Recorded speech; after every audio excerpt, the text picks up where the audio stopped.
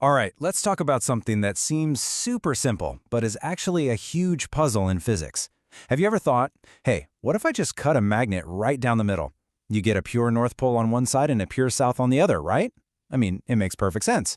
Well, today we're going to find out why that's completely impossible, and we'll do it by following the story of one really ambitious inventor.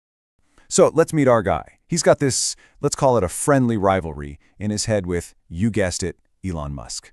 He's watching the Hyperloop news and just thinking, no way, I am always falling behind this guy. I have to do something before him this time. And really, that's where this whole adventure kicks off. So what's his big Musk-beating idea? A magnetic levitation car.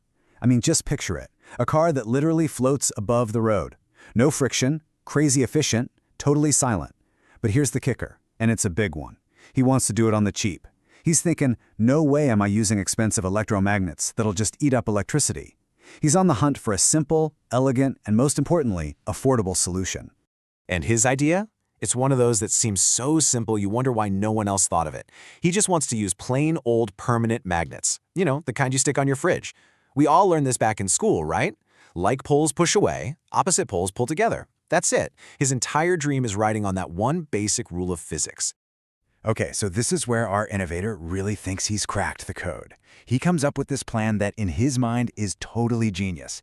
He's figured out a way to get just one pole, to isolate it, so he can create this powerful, pure repulsion. His plan is, on the surface, perfectly logical. It's just 4 simple steps. First, you grab a regular bar magnet, with a north and a south pole. Second, you just cut it right in half. Third, you take that north pole half and set it aside. And finally, step 4, you use that pure north-on-north repulsion between the car and the road to make the whole thing float. Simple, right? Elegant. I mean, what could possibly go wrong? So the theory sounds good, and the team gets right to work building a prototype. The big day finally arrives. You can imagine the scene. Cameras are rolling, everyone's holding their breath. It's the moment of truth.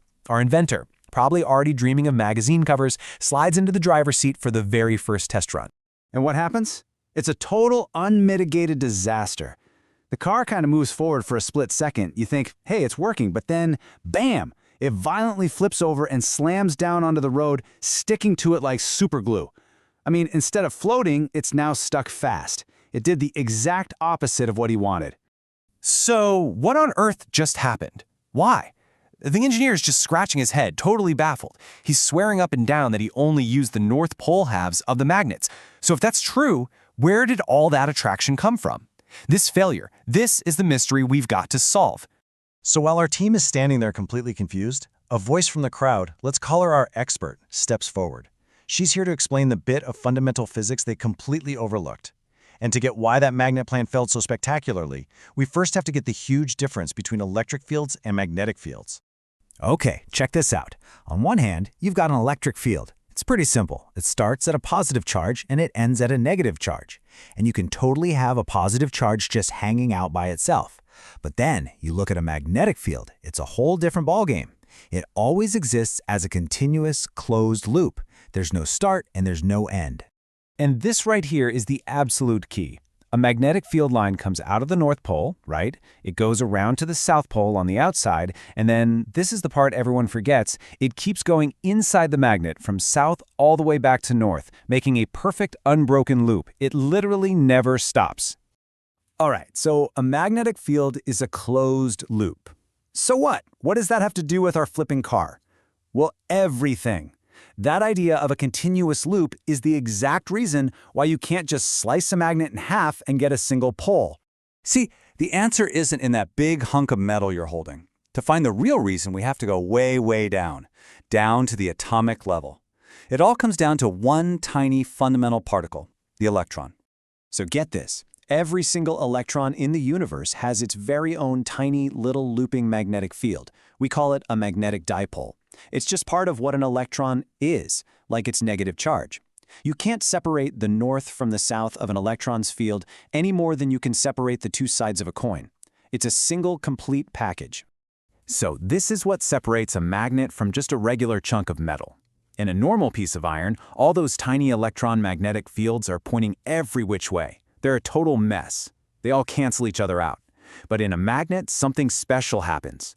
All those electrons are lined up, pointing in the same direction. And when they do that, all their tiny fields add up to create one big, powerful magnetic field.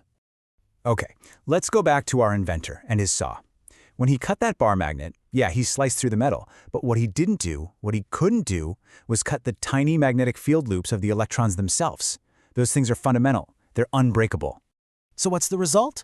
Well, all those aligned electrons in the first chunk just form their own new, smaller magnetic field, and the electrons in the other chunk do the exact same thing. Every time you cut a magnet, you don't get a north and a south. You get two new, smaller, but perfectly complete magnets, each with its own north and south pole. And that's it. That's why the experiment failed.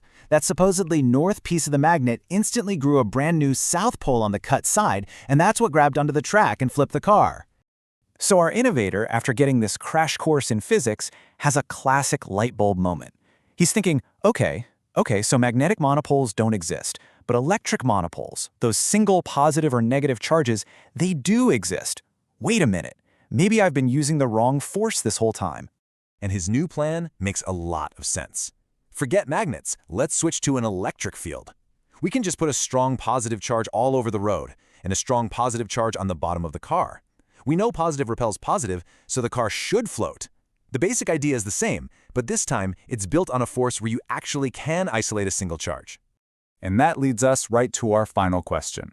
This time the physics checks out, the theory is sound, but would it actually work? I mean, in the real world? What other problems, what crazy, unexpected things might happen when you try to lift something as heavy as a car with a massive static electric field? That, my friends, is a whole other puzzle. So what do you think would happen next?